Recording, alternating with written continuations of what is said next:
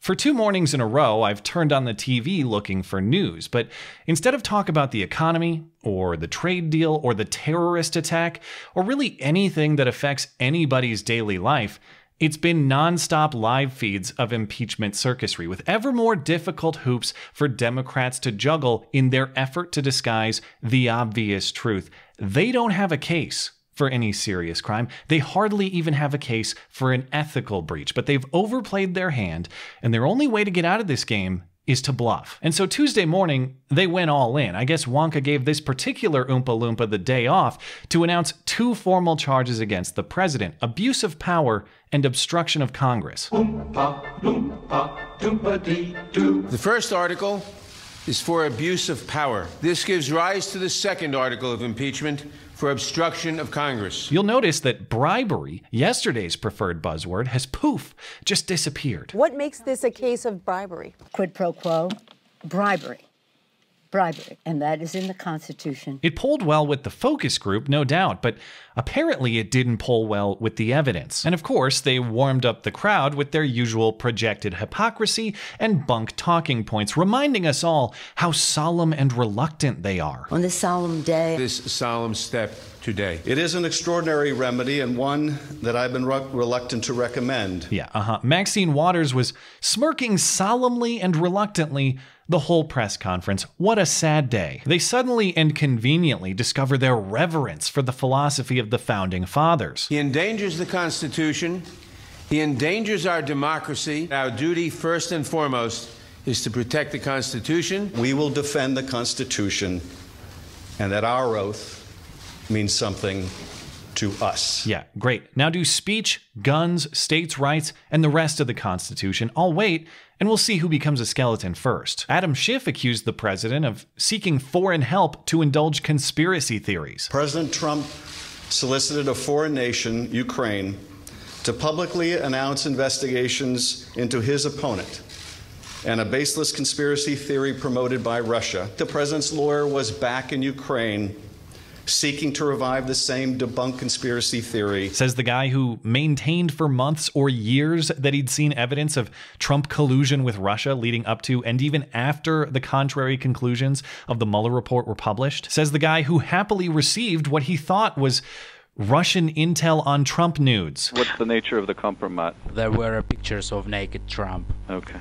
Well, obviously, we would welcome a chance to get copies of those recordings. But the worst of this press conference wasn't even the convenient and sudden constitutional fidelity. It wasn't the conspiracy theorizing. It wasn't even the do as I say, not as I do bullshit. It was Adam Schiff, given the task of explaining the evidence to substantiate these charges, telling us that the case against Trump is objectively conclusive, all while offering terrible arguments in support of that objective conclusion. The evidence of the president's misconduct is overwhelming and uncontested. Well, we're still going to try and contest it anyway. Simply declaring the evidence overwhelming and uncontested doesn't make it so. You still got to explain it, since if you're saying it's uncontested and then someone contests it, whoops, there goes your argument. On the charge of abuse of power, Schiff treats it as a substantiated, slam-dunk case that Trump solicited Ukraine's help purely, or at least primarily, for personal political reasons rather than for national interest. The president's own words on July 25th, "I would like you to do us a favor, though," lays so bare his intentions, his willingness to sacrifice the national security for his own personal interests. But when Trump said, "I'd like you to do us a favor," that favor was looking into CrowdStrike, the firm the FBI contracted to investigate 2016 election interference, who concluded the Russians were behind hacking efforts. Trump thinks Ukraine had something to do with it. I don't know if that theory has any sound basis or not, but the point is, that's definitely a national interest. We just had a nearly 3-year-long investigation into the exact same issue on which you guys were exclusively focused. It's not until later in the conversation that Trump mentions Biden, not immediately after asking for a favor, and even that is in the broader context of Ukrainian corruption, something the US has a national interest in cleaning up before sending our money over there to be potentially squandered. Indeed, not one witness testified with certainty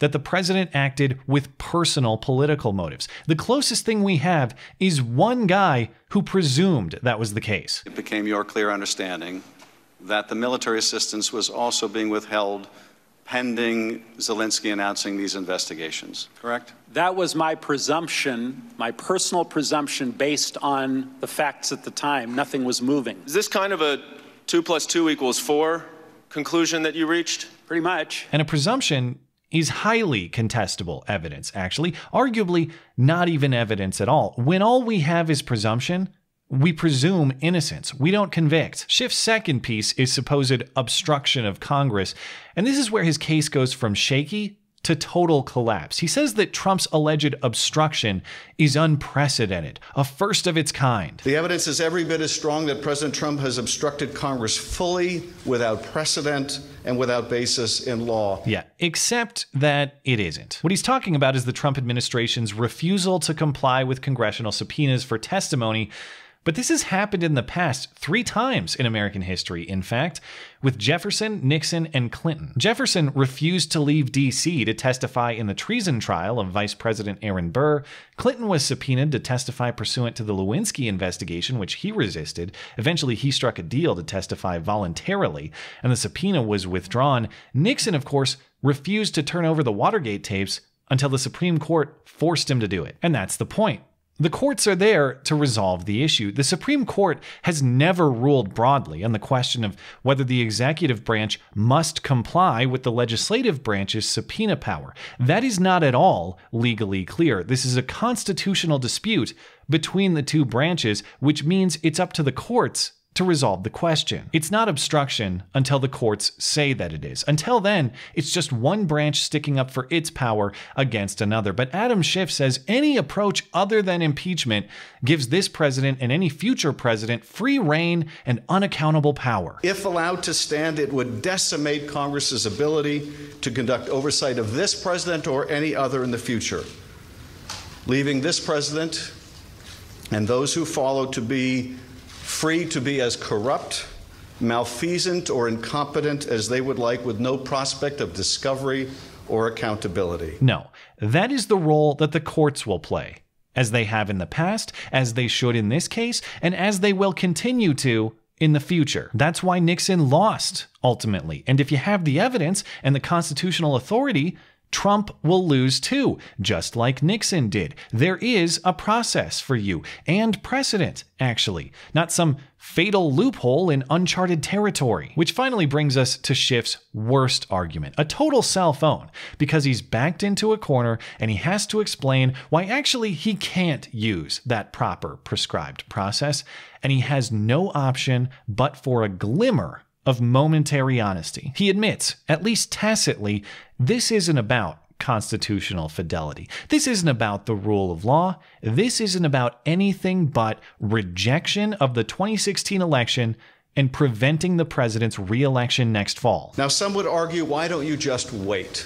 Why don't you just wait until you get these witnesses the White House refuses to produce? It has taken us 8 months to get a lower court ruling that Don McGahn has no absolute right to defy Congress. If it takes us another 8 months to get a second court or maybe a Supreme Court decision, people need to understand that is not the end of the process. It comes back to us and we ask questions because he no longer has absolute immunity, and then he claims something else, that his answers are privileged and we have to go back to court for another 8 or 16 months. So what? The system moves slowly for the purpose of mitigating abuses of power. I thought abuse of power, as the CNN chyron below you reads, is the entire purpose we're all here. Why don't you endorse and celebrate the constitutional mechanisms to prevent just that? Because it's not about principle.